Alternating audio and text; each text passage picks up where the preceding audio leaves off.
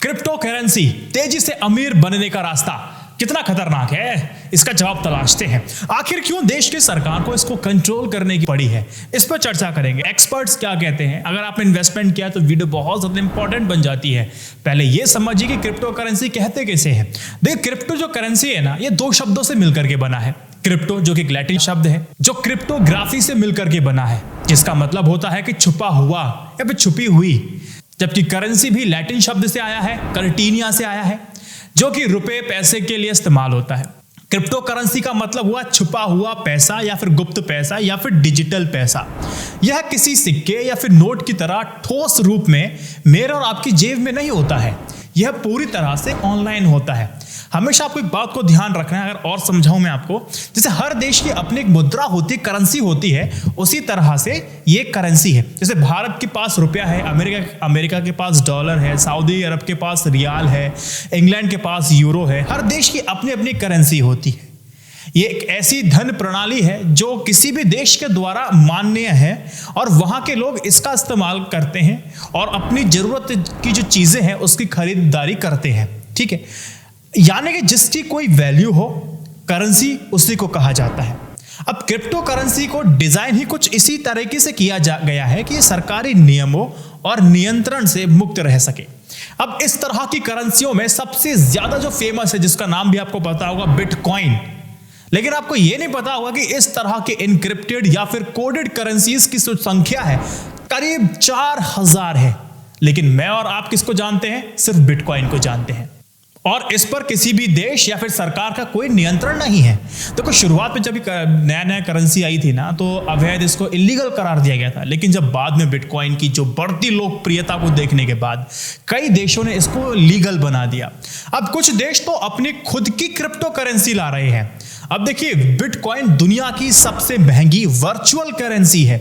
जैसे कि इथेरियम है, ETH कहते हैं, अब लिटकॉइन है, डॉग कॉइन है, फेयर कॉइन है, डैश है, पीर कॉइन है, रिपल कॉइन है, रिपल है। अब मैंने बताया, करेंसी अगर आपके पास है उसका इस्तेमाल आप कर सकते हैं, लेकिन क्रिप्टो के साथ आप क्या क्या कर सकते हैं? देखो, क्रिप्टो करेंसी से दुनिया का सबसे महंगा हीरा खरीदा गया था।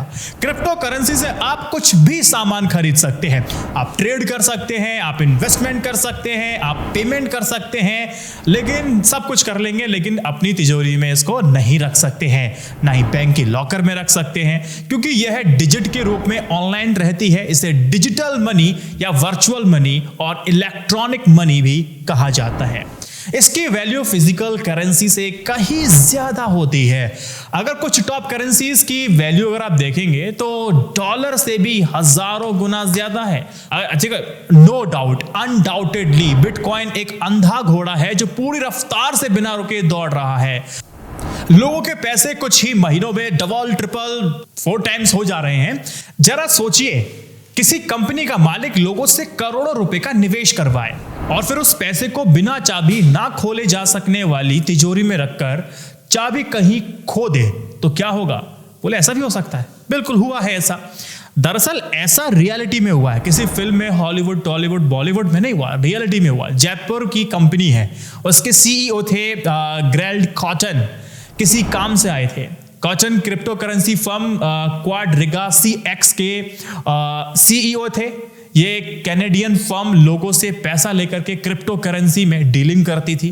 फर्म ने $145 मिलियन, लगभग 1000 करोड़ क्रिप्टो करेंसी के तौर पर रखे थे। क्योंकि क्रिप्टो करेंसी की डीलिंग करना इतना पेचीदा होता है कि इसीलिए इस कंपनी को कोल्ड सेफ, मतलब यह होता है कि एक तरह का डिजिटल लॉकर है, उसको कहा जाता है कोल्ड सेफ, उसमें रखा गया था। अब इसका पासवर्ड सिर्फ एक ही इंसान के पास था। उसका नाम क्या था?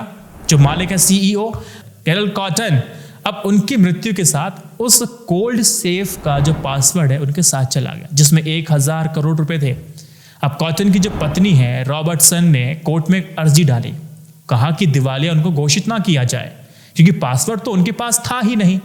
कॉटन की पत्नी के अनुसार एक्सपर्ट्स को भी बुलाया गया, जिसने यूजर के पैसे वापस पाने के कई सारे तरीकों पर बात किया था, लेकिन कोई तरीका उनको मिल सके, वो सारे प्रयास असफल रहे।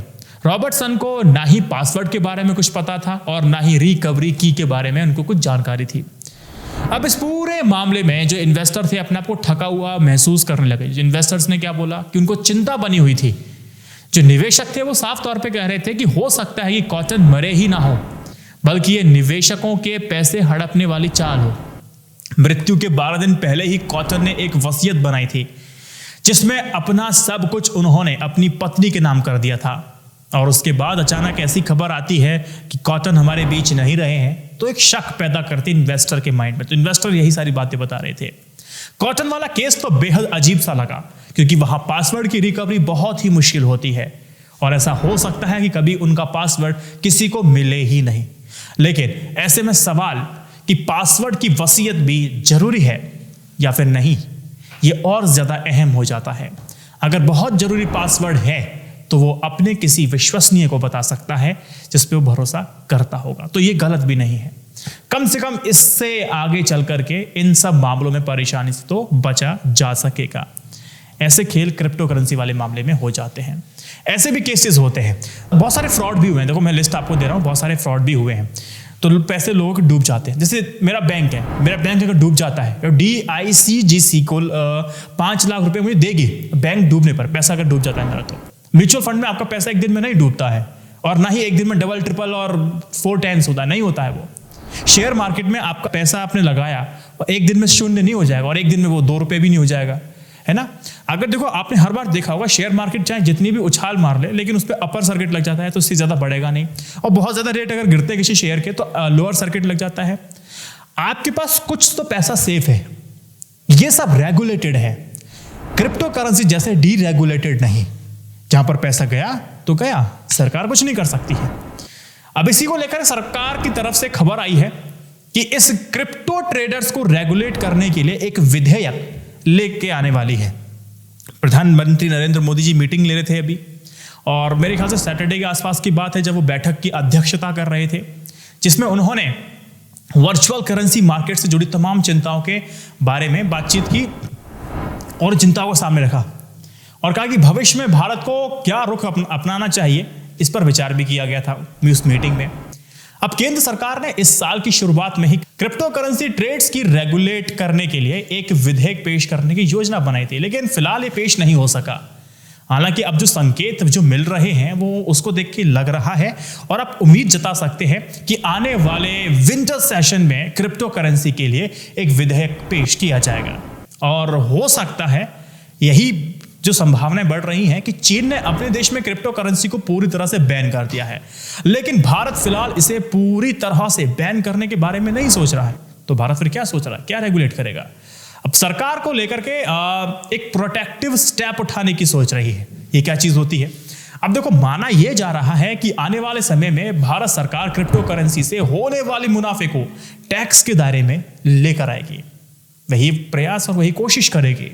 अगर ऐसा हुआ तो कई सारे एक्सपर्ट्स का यह कहना है कि मनी लॉन्ड्रिंग, टेरर फंडिंग जैसे खतरों को कम करने में इससे काफी मदद मिलेगी। कई सारे लोगों के मन में शक होगा कि वैभव भाई, should we invest in crypto currency?